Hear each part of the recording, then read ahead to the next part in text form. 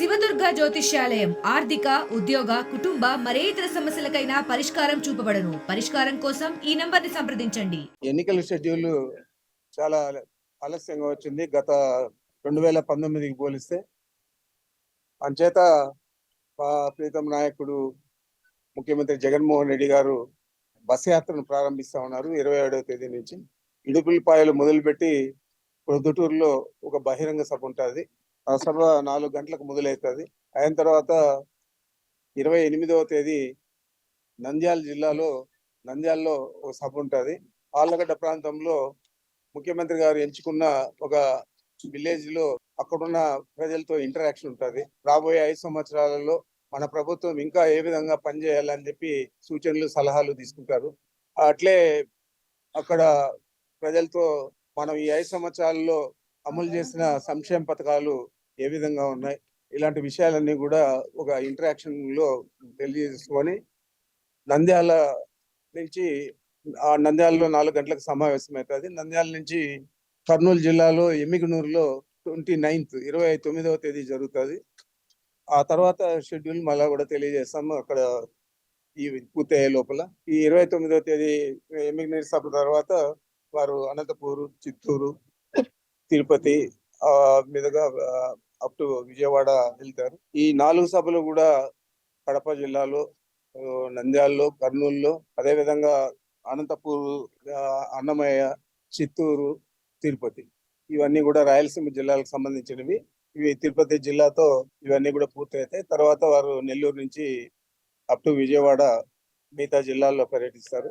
ఇదంతా కూడా ఈ సభలన్నీ కూడా ఇప్పుడే మీకు అంతా కూడా చూపించాం, మేమంతా సిద్ధం అని చెప్పి. గతంలో సిద్ధం సభలు ఏదైతే 4 జిల్లాల్లో జరిగాయో అక్కడ కాకుండా మిగతా జిల్లాల్లో ఈ మేమంతా సిద్ధం సభలు జరుగుతాయి. కార్యకర్తలు, నాయకులు, కేడర్ కి సంబంధించిన వారందరూ కూడా ఈ సభల్లో పాల్గొంటారు. తప్పకుండా ఇది బాగా విజయవంతం చేయాలని చెప్పి ఈరోజు మా శాసనసభ్యులందరినీ కూడా, అదేవిధంగా పోటీ చేస్తా ఉన్న అభ్యర్థులందరినీ కూడా సమాయత్తపరచడానికి ఈ సమావేశం ఏర్పాటు చేశాం. తప్పకుండా ఈ రాయలసీమ జిల్లాలలో ప్రత్యేకంగా మిగతా జిల్లాల కంటే కూడా బాగా కేడర్ అంతా కూడా ఉత్సాహంగా వస్తారు. ఎందుకంటే ముఖ్యమంత్రి గారు రాయలసీమ వాసి కాబట్టి ఇవి బాగా సక్సెస్ అవుతాయని చెప్పి భావిస్తున్నాను.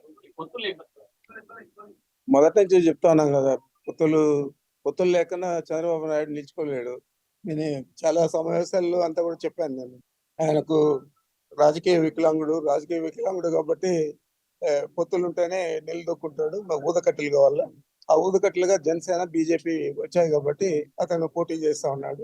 దాన్ని పెద్దగా మేము అనుకోవడం లేదు. ముందు నుంచి మేము ఊహించిన విధంగానే వాళ్ళు పొత్తులు పెట్టుకున్నారు.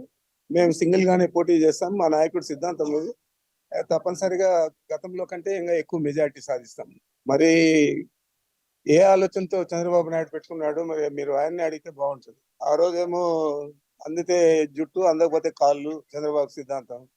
ఈ రోజు జుట్టు అందలేదు కాబట్టి కాళ్ళకు ముక్కాడు. దాన్ని మేము ప్రత్యేకంగా చూడడం లేదు. అది వాళ్లకు సంబంధించిన విషయము. ఇది అనైతికమే కాకుండా ఒకరోజు తిట్టడము, ఇంకో రోజు కాళ్ళు పట్టుకోవడం చేసే పరిస్థితి చంద్రబాబుది. దాని గురించి మేము ఎక్కువగా ఆలోచన చేయడం లేదు. కర్నూలు న్యాయ రాజధాని చేస్తామన్నారు. మరి ఇక్కడ న్యాయ రాజధాని పునాదులు పట్టేటువంటి పరిస్థితి లేదు. కర్నూలులో జగన్ సభ పెట్టి ప్రజలు ఎలా మాట్లాడగలరు? మా ప్రభుత్వం, జగన్మోహన్ రెడ్డి గారు 3 రాజధానులకు కట్టుబడి ఉన్నాడు. 3 రాజధానులకు కట్టుబడేదే కాకుండా రాయలసీమలో న్యాయ రాజధాని కర్నూలు జిల్లాలోనే ఏర్పాటు చేయడం జరుగుతుంది. దానికి కేంద్ర ప్రభుత్వం నుంచి కూడా అనుమతులు రావాల్సింది కాబట్టి సహజంగానే కొద్దిగా డిలే అయింది. ఆయన మేమే వస్తున్నాం మళ్ళా రాబోయే 5 సంవత్సరాల్లో కూడా, అప్పుడైనా తప్పనిసరిగా దీన్ని ఇంప్లిమెంట్ చేస్తాం. లా యూనివర్సిటీ కూడా ఫౌండేషన్ అది వాళ్ళకి తెలుసు కదా. లా యూనివర్సిటీకి ఫౌండేషన్ కూడా ఇక్కడే వేశారు. మరి న్యాయ రాజధాని ఇక్కడ తీసుకురావాలా అనే ఉద్దేశంతోనే లా యూనివర్సిటీని ఇక్కడ తీసుకొస్తా ఉన్నారు. అదర్వైజ్ ఆ పని చేయరు కదా. మరిన్ని వీడియోస్ కోసం ఛానల్ ని సబ్స్క్రైబ్ చేయండి. లేటెస్ట్ అప్డేట్స్ కోసం వాట్సాప్ ఛానల్ ని ఫాలో చేయండి. అండ్ లింక్ డిస్క్రిప్షన్ లో ఉంది.